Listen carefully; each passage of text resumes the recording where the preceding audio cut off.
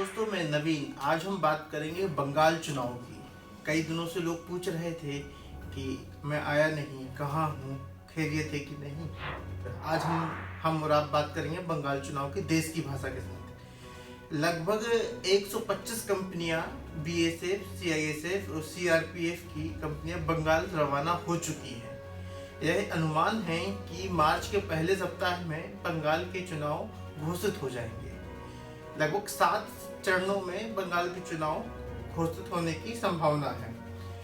TMC की गुंडागर्दी बाजारों में इस कदर व्याप्त, वो टीएमसी के बारे में बात करने से कतराते हैं। ऑफ कैमरा और ऑन कैमरा हमारे संवाददाता और हमारे लोगों ने बात करने की कोशिश की, मगर लोगों ने बात करने से मना कर दिया। बंगाल में आजकल जय श्री राम बोलने पर जागृति हुई है। जो जय श्री राम बंगाल के लिए नया था, जय बंगला था, फिर जय श्री राम आ गया। बीजेपी जय श्री राम के नारे के साथ बंगाल में प्रवेश की और जय श्री राम के चलते वहाँ के लोगों में जागृति हुई। इसी कारण से लोग वहाँ पर अब अनुमान लगा रहे हैं, जो होगा इलेक्शन का परसेप्शन है 60 और 40 का रहेगा, 60 और 40 का रहेगा। बंगाल की अगर बात करें तो छोटे छोटे चैनल, स्थानीय चैनल अब सजग हो गए हैं, अपनी स्थानीय भाषा के, स्थानीय संस्कृति के कार्यक्रम दिखाने लगे हैं और वहाँ के लोकल मुद्दों पे भी बात करने लगे हैं। तो यह कहा जा सकता है कि छोटे छोटे चैनल सक्रिय हो चुके हैं।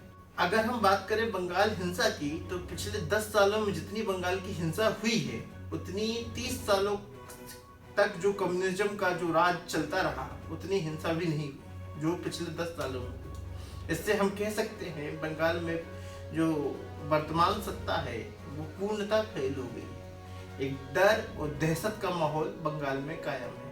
आजकल हम जब बंगाल की सड़कों पे जब निकलते हैं तो वहाँ पे नीला और सफेद रंग का चलन है।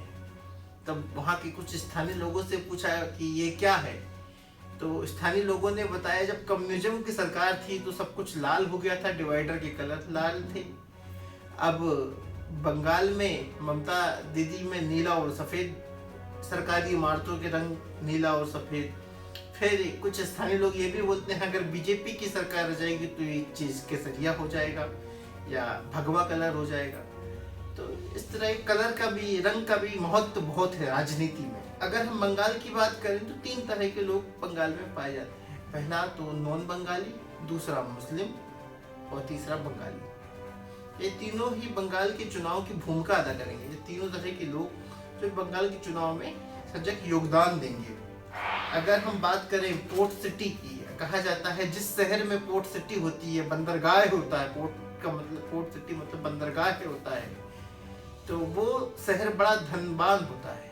मगर जैसे ही हम पोर्ट सिटी जाएंगे बंगाल की और रोड क्रॉस करेंगे, रोड क्रॉस करते ही बहुत बड़ा स्लम एरिया यानी झुग्गी वाला एरिया दिखता है।